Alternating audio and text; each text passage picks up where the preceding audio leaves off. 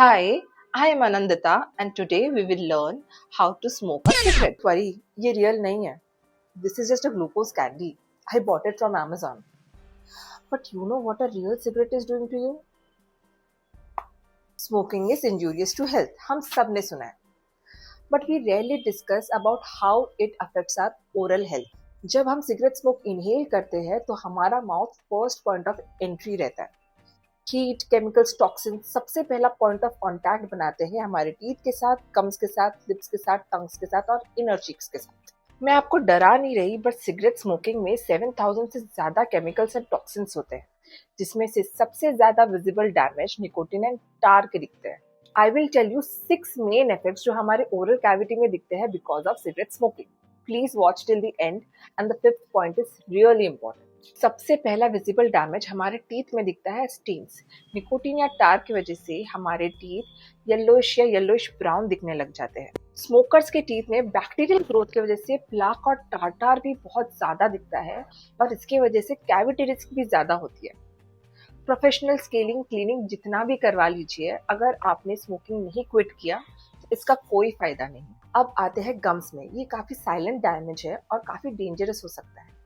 Smoking gums में blood supply कम कर देता है. ब्लड सप्लाई कम करने का मतलब गम्स को कम ऑक्सीजन मिलता है. कम ऑक्सीजन मतलब गम्स की फाइटिंग कैपेसिटी ही कम हो जाती है. स्मोकर्स के गम्स रेयरली ब्लीड करते हैं या ब्लीड ही नहीं करते.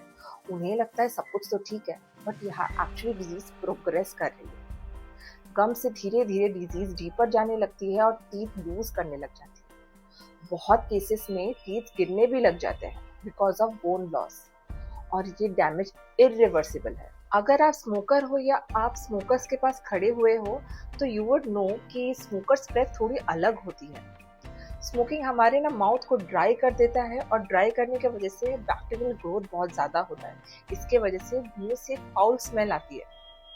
अगर आप ब्रश कर रहे हो, सब कुछ कर रहे हो, फिर भी ये प्रॉब्लम सॉल्व नहीं होगा जब तक ये हैबिट कंटिन्यू रहेगी.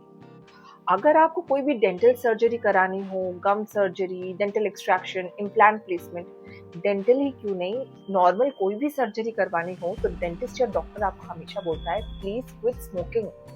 पता है क्यों? क्योंकि स्मोकर्स में हीलिंग बहुत स्लो हो जाती है और इसके वजह से इन्फेक्शन रिस्क बहुत बढ़ जाता है स्मोकर्स में. अब आते हैं सबसे सीरियस और इम्पोर्टेंट पॉइंट पे, oral cancer. Smoking oral cancer का सबसे मेजर रिस्क है. सिगरेट, बीड़ी, हुक्का, इवन निकोटिन वेपिंग सब हार्मफुल है.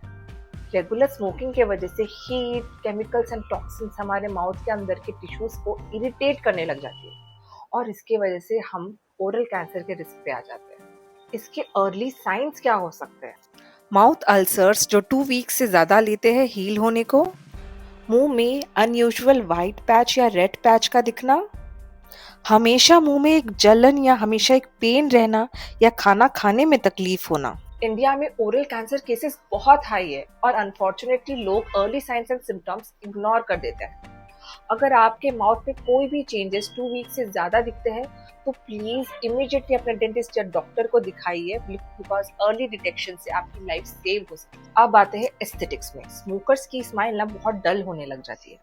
टीथ डल, गम्स डल, लिप्स पिगमेंटेड हो जाते हैं, रिंकल्स आ जाते हैं अराउंड द माउथ. स्मोकिंग हमारा कोलेजन ब्रेक डाउन करने लग जाती है जिसके वजह से प्रीमेच्योर एजिंग होने लग जाती है.